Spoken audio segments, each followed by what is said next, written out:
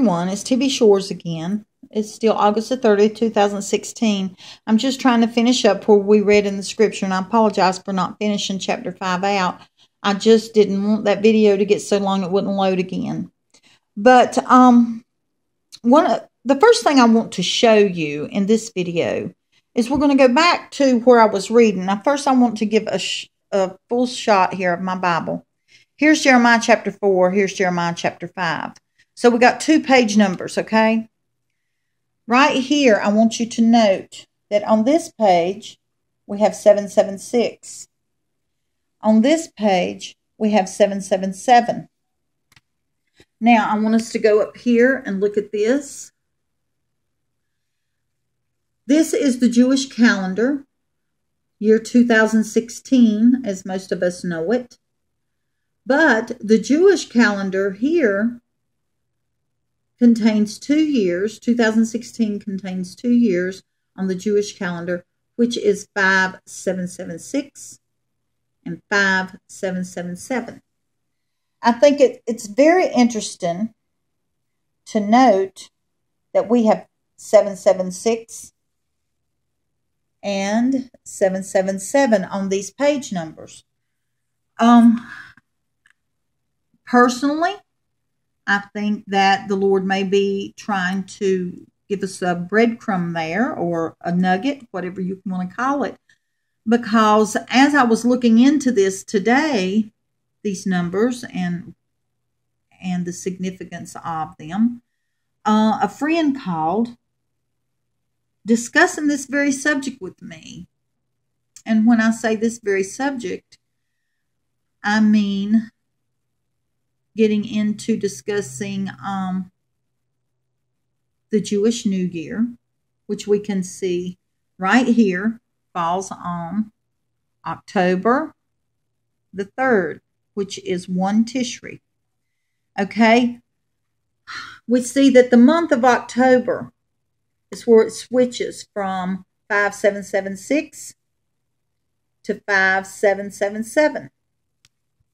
So, is the Lord telling us something with this? Well, a lot of us seem to be getting the same message, thinking it's significant. Something else that catches my attention, and I'm just going to point it out, it may or may not mean anything. But this October 3rd, which is 1 Tishri, is my actual birthday. Okay? My point in bringing that up is just simply, to me personally, I feel like the Lord has given us breadcrumbs all through our life. And I just find it very interesting that this falls on my birthday, Rosh Hashanah, and the year changing to 777. We're just going to, it's one of those things we have to wait and see. But I just wanted to mention it because I thought it was interesting. But now back to discussing the scripture. I had made mention of a dream that I had had, and I couldn't go into detail because it was disclosing personal information about people that, and their names that I'm sure they do not want me speaking out. So I can't really get into that because the Lord conveyed to me in this dream through certain people that I know, family members. And, but in this dream, it was very clear that something bad came to visit Israel.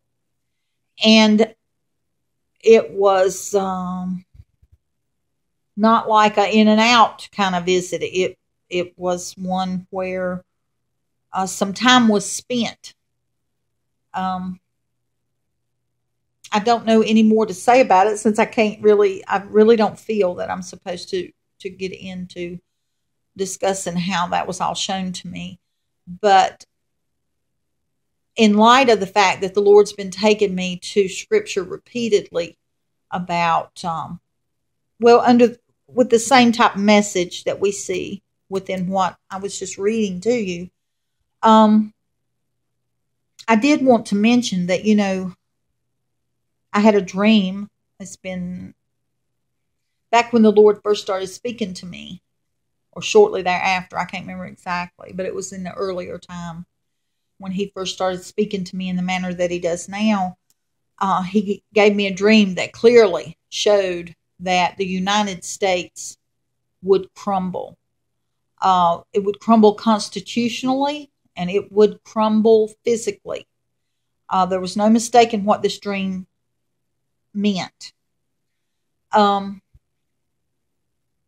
also have dreamed that there was martial law in this country, and there were food rations being given out.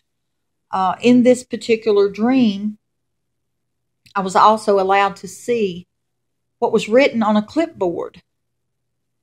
The best that I can recall, I was wondering what had happened to bring this about. And what I saw written on the clipboard was simply Russia and NATO. And so certainly that has got me watching any headlines that concern Russia and NATO. I also, just right next to that dream, I woke, I think it was not that very morning, but the morning after, hearing the voices of Russians. I don't speak Russian, but the Lord made it clear to me. I had clear understanding. This was the language of Russians that I was hearing. And clearly from that, I got a clear understanding that Russians would be in our homeland. I've known several people that have had dreams. I have an aunt that's passed on that had dreams about enemy invasions in this country. So, we need to be mindful of that. I guess is what I'm trying to say. And we need to know and always remember that regardless of what we see coming, regardless of what we have to face, we are to just seek the Lord and rest in Him, knowing that He is in control and that whatever we come up against, He is in control. And we just have to find peace in that. I do think that the bride will be here to see some unpleasant things, but I think that will be for a short period, not a long period, based on the things that the Lord has shown me. And certainly we can see what's going on in the Middle East at this point in time concerning Iran, Russia, Turkey, Syria, and of course Israel. We can see that prophecy, it's like the pieces of the puzzle are falling together. I do feel that once Ezekiel's war, and I think that's what this is pointing to, that's what this is leading to, that based on my understanding of what the Lord has shown me, is that there will be something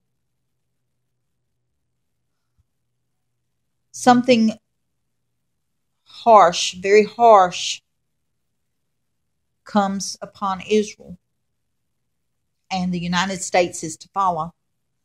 I'm looking over my notes, just trying to make sure I'm not overlooking something that I need to mention. But if you would, the Lord really made this scripture, Jeremiah 4 and 5, seem significant to me, that I needed to read the majority of it and discuss it and what I had been getting from Him as far as scriptures pointing to what's fixing to take place in Israel. And we can't rule out that the same disciplines that have fallen upon Israel, and how God shows us how He deals with a nation that He blessed that turned its back on Him, we can be assured that those same disciplines, those same judgments, uh, whatever you want to call it, that God will deal with the United States in the same manner. Um, Maybe even more harshly, considering some things that I don't feel led to exactly get into at the moment. But I think we are very near to something being set in motion to where we know there is no turning back, and the Lord is all but here, that the time for him to take his bride is imminent like never before. um I try not to speak anything that people can label as fear mongering, because people don't take you serious if they look at things in a certain manner. And I want people to take serious what the Lord has me to speak. But I think now we are watching for something in the Middle East, something to take place there, and we will know that things have been kicked in motion for the bride to be taken. I love all of y'all. I appreciate all your comments. I did want to say that I apologize that I don't get to all the comments and reply back. I've just got so much going on that sometimes time just does not allow. But know that I do read them all, and I pray over every prayer request. And I thank God for all the encouragement that many of you give me. I'm going to cut this off, and if the Lord leads me to come back with anything else, I'll be back then.